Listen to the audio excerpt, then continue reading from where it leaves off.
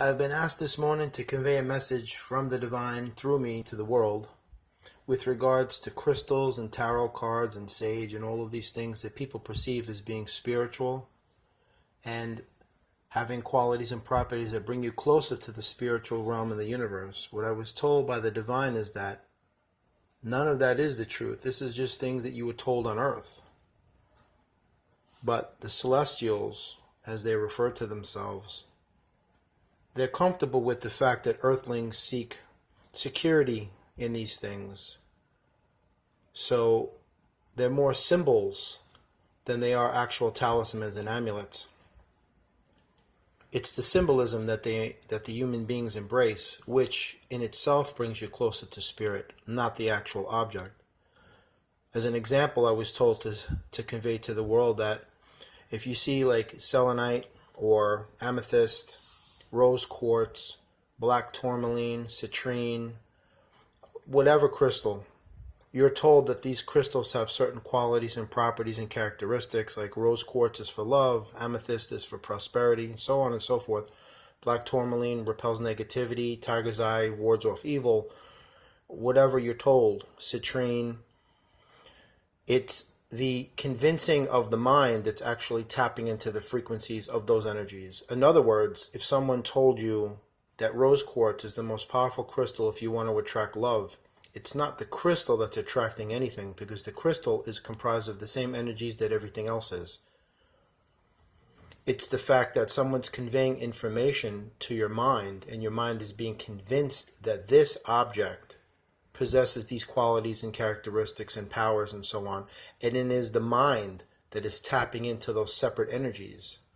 Someone can hand you a kitchen knife, and if you don't know what it is, you'll be convinced if you were told that this sacred object will bring you closer to God than anything else in the world, and you not knowing what that object is, your mind is being convinced of what it's being told. Your mind will thusly tap into those existing energies that will bring you closer to source. The object is irrelevant.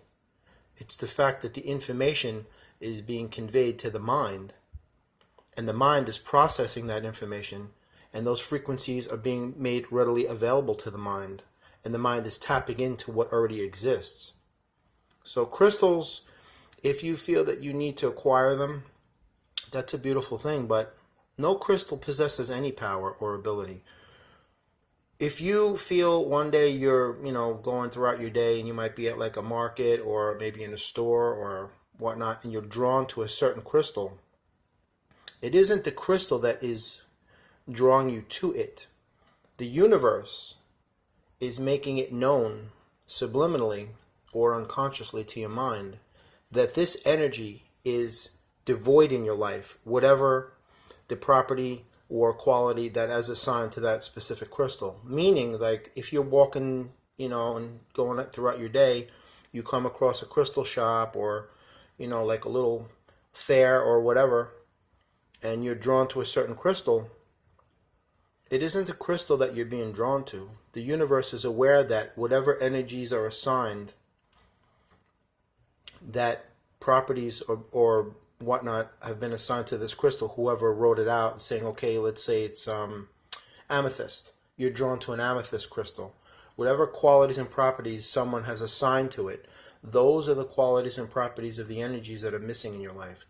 So remember that it isn't the crystal itself that's doing anything. It's the energies that already exist around you and within you. Because you are comprised of the very same elements of energy that everything else is. It's just that you've been convinced that we're separate from these things when we're not.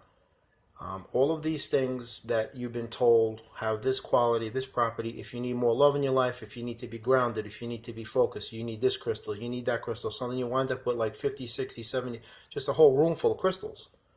None of them are doing anything. You just have a whole lot of, crystals in your room. And they don't have separate properties and qualities and characteristics and traits and powers and abilities. It's just the mere fact that someone convinced you that they do.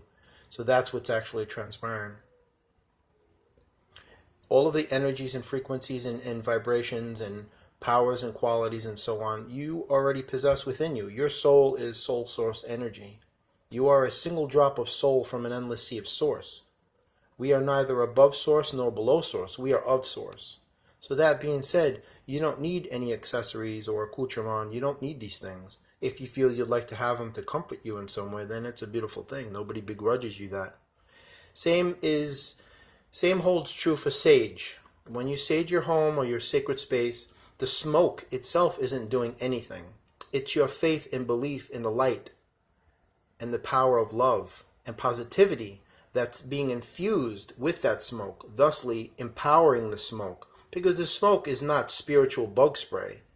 You can't just sage a place and go through, some sort of routine and not believing anything, just spreading the smoke around and thinking that you're going to be evacuating and clearing all negative energies and evil forces and darkness. It's not going to work. You have to put an energy into it. The smoke is a catalyst for what needs to be the foundation, and the foundation comes from you.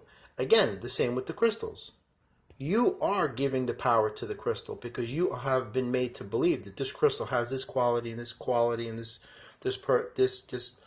property and this characteristic and this power. This differs from this and that differs from that. So I have to get this and this and this and this if I'm to be happy and peaceful and grounded and focused, when the truth is you don't need any of them. As far as sage goes, if you choose to sage your home, you have to believe what you're doing wholeheartedly. You have to have faith and trust. You have to be in alignment with the light and the divine that exists within. So that was just a message that I was told to convey to the collective for the day. Have a great day. God bless. Namaste. Amen. And take care. Bye-bye.